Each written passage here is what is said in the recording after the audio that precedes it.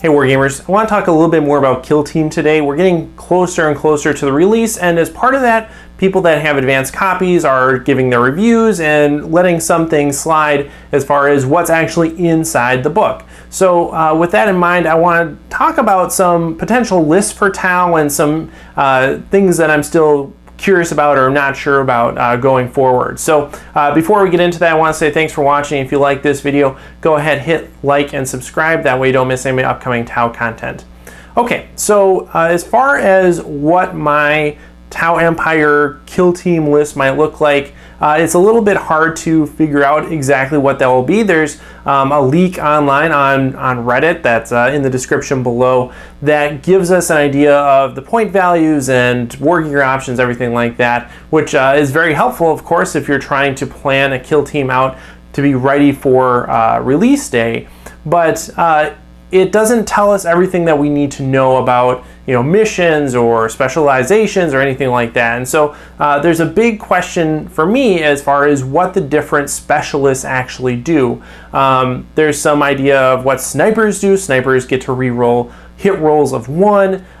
Leaders give us +1 command point at each turn. And then things like comm specialists allow us to add 1 to our hit roll. So all these things are very helpful and suggest that they're valuable specializations, but we don't know what the alternatives are. Like, I have no idea what the veteran skill does, or you know, the scout skill, anything like that. I haven't been able to find a review that gives me a comprehensive guide for the specializations yet. And so we'll have to wait for release day, or maybe if there's one out there that I just haven't seen, you guys can let me know. But that makes it hard to really determine what a list will look like up front without knowing what those specializations do. So I took a stab at it anyway, and this is what I came up with. So like all kill teams, this is going to be about 100 points. It's going to start off with a Stealth Shas'la. He's going to be my leader character, giving me +1 command point. And the reason why I'm going with a stealth suit for this is just because it seems like that's a specialist that you want to be on the table long term, and so having him be hard to hit seems valuable. He's going to be equipped with a burst cannon because those were hyped up in the preview, so hopefully they are, you know, as good as they kind of made them sound. And then he'll have a target lock and a marker light as well. Hopefully just getting a little bit more marker light support there in case I need it. Then he's going to be followed up by 3 regular strike shas'la. They're all going to have pulse rifles, and one of them will be a comm specialist. Again, that's going to allow guys around him to add 1 to their ballistic skill, or 1 to their hit rolls, which is you know, clearly a valuable thing for fire warriors, or for any Tau unit really.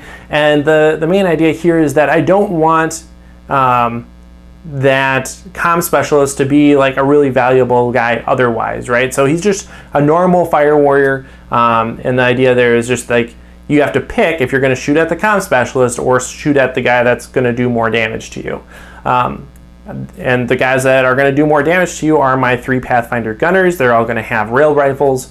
One of them will be a veteran, which I have no idea what that does. That's one of those traits that I just haven't been able to find information on online yet.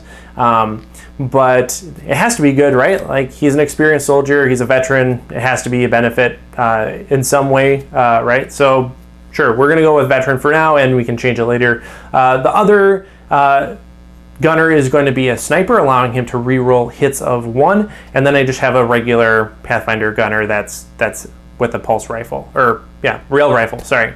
So those are those 3. Then I have 2 additional Pathfinders just with carbines and marker lights, and a recon drone. So the recon drone should allow a Pathfinder to shoot at something and ignore cover for that, or ignore the obstruction penalty.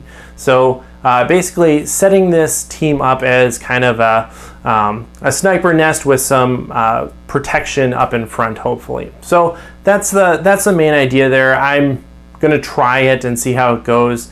Of course, once I get the actual rule book, I'll have a better idea of what this list should look like, but that's the general idea of what I'm going for.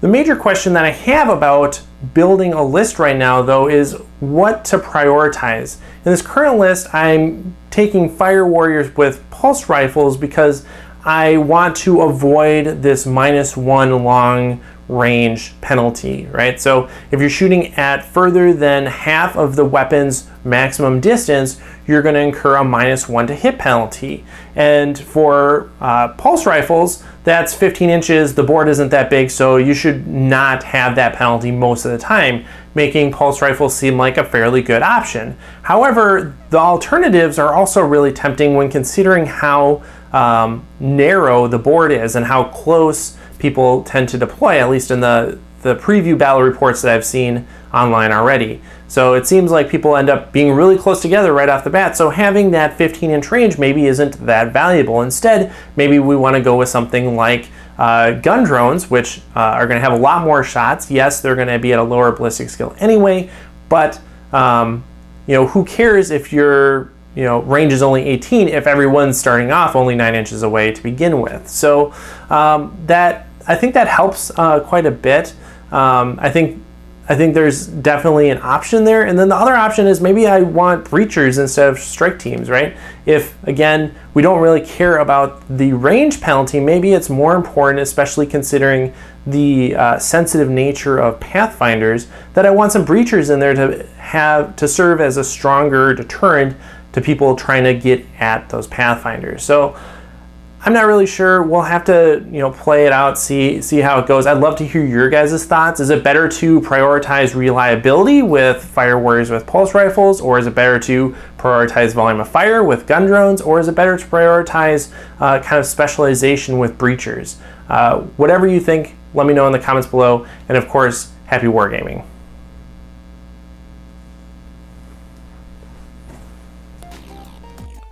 Hey everyone, this video was made possible by my supporters over on Patreon. If you also enjoyed this video, consider joining our community over there.